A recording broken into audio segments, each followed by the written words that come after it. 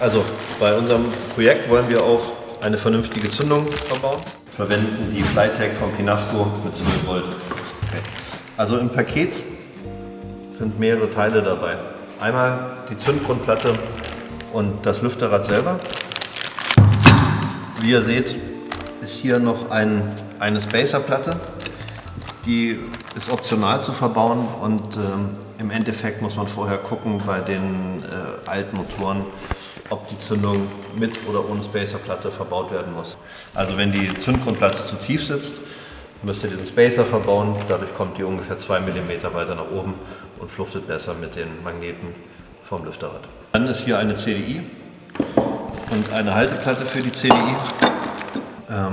Zusätzlich noch ein Spannungsregler, das ist ganz praktisch.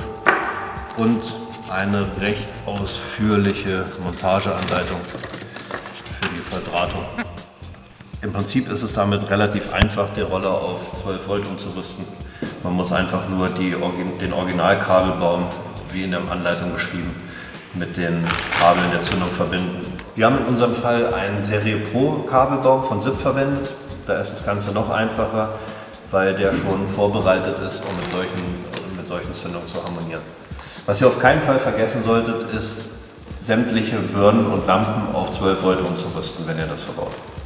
Sonst habt ihr nicht lange Freude am Licht. Mit der Flytech-Zündung haben wir jetzt 12 Volt und die Gelegenheit habe ich natürlich genutzt, eine Bilux Halogenbirne einzubauen und vernünftiges Licht dem ganzen Ding einzurufen. Hier sieht man auch nochmal ganz schön, alle Kabel sind schön und neu. Ja, neuer Kabelbaum einfach. Macht auch mehr Spaß.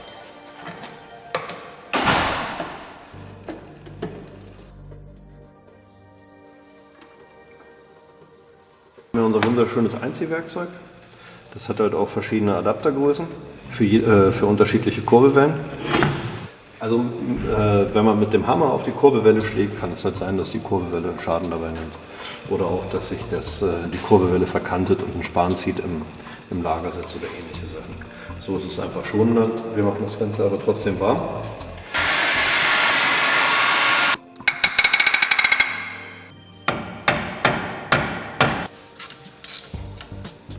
Für unser Lamp-Unten-Projekt und das vorgesehene Motortuning wollen wir natürlich auch eine vernünftige Kupplung haben. Deswegen versuchen wir eine Cosa-Kupplung in den schönen Lampe-Unten-Motor zu bauen. Leider passt das natürlich nicht so einfach. Also nehmen wir als Basis diese Cosa-Kupplung her mit einer SIP-Cosa-Kupplungsglocke.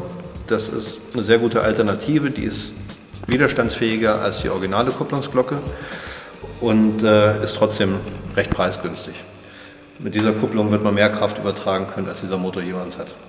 In dem Fall können wir die Kupplung schon ins Gehäuse stecken. Das liegt aber daran, dass hier dieser Hubbel für die Stehbolzenaufnahme schon weggeflext wurde. Und ungefähr 3 mm, die da weg müssen.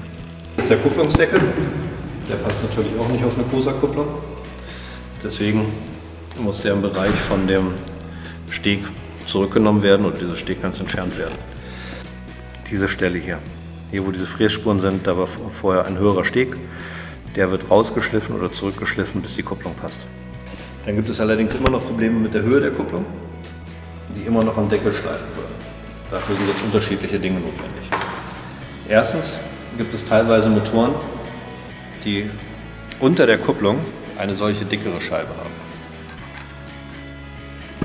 Wenn das der Fall ist, sollte die gegen die dünne Scheibe der Sprint ausgetauscht werden. Ihr seht den Unterschied? Wenn man die dünnere Scheibe verwendet, dann sitzt die ganze Kupplung etwas tiefer. So. Dann wird ein Spacer verwendet, der den Kupplungsdeckel etwas höher setzt.